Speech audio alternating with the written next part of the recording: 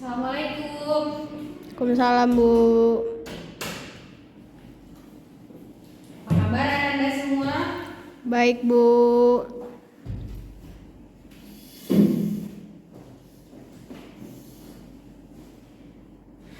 Baiklah, sebelum mulai pembelajaran kita pada pagi hari ini, alangkah baiknya kita berdoa terlebih dahulu kepada ketua kelas. Ibu persilakan untuk memimpin doa.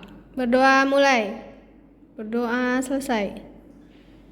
Baik, terima kasih. Selanjutnya Ibu akan cek absensi terlebih dahulu. Pada yang namanya Ibu panggil, silakan bilang hadir dan angkat tangannya. Natasha. Hadir, Bu. Oke, berarti pagi ini semuanya hadir ya. Oke, baiklah. Sebelum kita lanjut ke materi kita pada hari ini, Ibu akan menyinggung sedikit materi kita pada minggu sebelumnya, yaitu mengenai siklus hidrologi.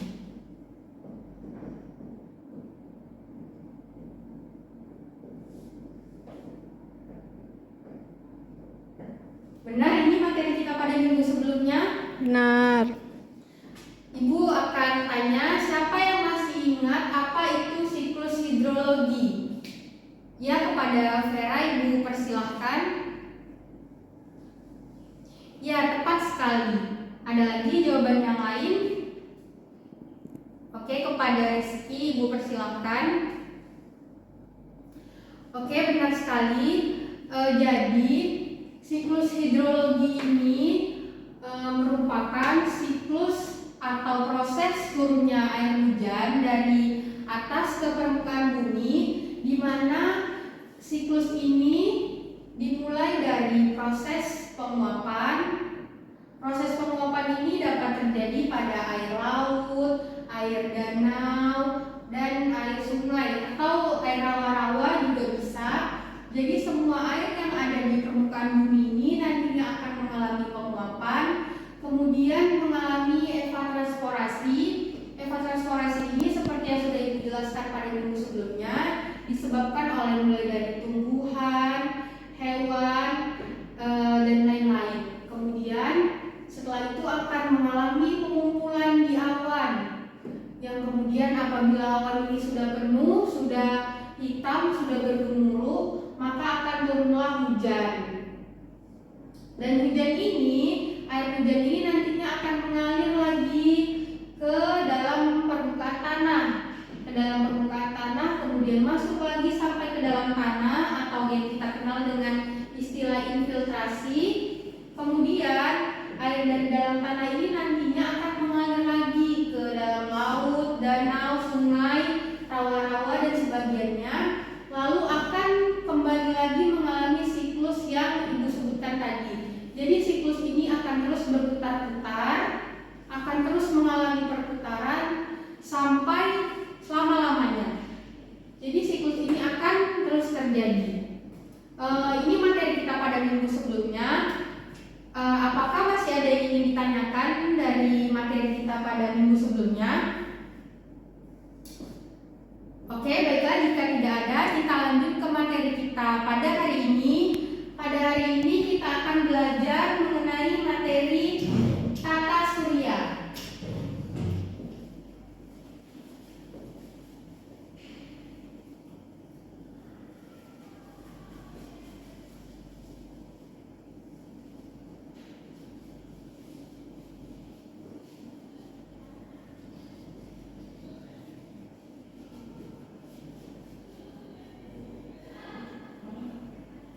Oke, kita akan masuk ke materi selanjutnya, yaitu tentang tata surya. Oke, pada hari ini kita akan belajar materi selanjutnya, yaitu tentang tata surya. Sebelumnya, Ananda semua sudah tahu belum apa itu tata surya? Oke, ada yang bisa jawab apa itu tata surya? Oke, baiklah, kepada Rita, Ibu persilahkan. Oke, benar sekali. Apakah ada pendapat lain? Silahkan. Oke, kepada Bobi, Ibu persilahkan. Oke, ya, tepat sekali. Jadi jawaban dari teman-teman tadi sudah benar semua. Jadi tata surya ini adalah kumpulan benda langit yang terdiri dari berbagai macam benda langit itu sendiri sebagai matahari pusat orbitnya. Jadi di dalam tata surya ini ada berbagai jenis benda langit, mulai dari planet, meteor, asteroid, bintang, dan matahari itu sendiri. Jadi tata surya ini memiliki sebuah susunan yang terdiri atas berbagai macam planet. Ananda semua tahu tidak apa saja planet-planet yang ada di dalam tata surya ini? Ayo silakan dijawab. Oke, kepada Sinta dipersilakan. Iya, benar sekali. Merkurius salah satunya. Ada lagi yang lain? Oke, kepada Wita dipersilakan. Oke, iya benar sekali. Venus selanjutnya. Ada lagi yang bisa bantu? Oke, kepada Yogi. Iya, benar sekali. Jadi tata surya ini terdiri dari berbagai macam jenis planet seperti yang sudah disebutkan oleh teman-teman kita tadi. Matahari ini, di dalam tata surya ini terdapat beberapa jenis planet sebagai matahari ini yang merupakan pusatnya. Planet-planetnya ini terdiri dari Merkurius, Venus, Bumi, Mars, Jupiter, Saturnus, Uranus, dan Neptunus. Jadi urutan planet ini menentukan seberapa jauh jarak dari planet-planet ini ke matahari. Seperti yang kita lihat di sini, Merkurius. Merkurius ini adalah planet yang letaknya paling dekat dengan matahari, sehingga Merkurius ini ditandai dengan ciri-ciri berwarna merah. Itulah mengapa dia berwarna merah, karena dekatnya jarak dengan matahari. Selanjutnya di sini ada Venus, Bumi, Mars, Jupiter, Saturnus, Uranus, dan Neptunus. Jadi setelah kita mengetahui apa saja komponen dari tata surya itu sendiri, selanjutnya Ibu akan minta Ananda semua untuk membuat tugas secara individu, di mana kalian harus mencari gambar dari planet-planet ini semua, dari Merkurius, Venus, Bumi, Mars, Jupiter, Saturnus, Uranus, dan Neptunus. Silakan kalian cari gambarnya di internet boleh, kemudian kalian print, lalu kalian tempel gambar-gambar ini di dalam buku tulis kalian. Kemudian kalian jelaskan secara rinci apa saja ciri-ciri dari masing-masing planet ini. Ya, setelah kalian tuliskan ciri-cirinya, nanti Ibu akan minta kalian untuk menghafalkan ciri-ciri dari masing-masing planet ini.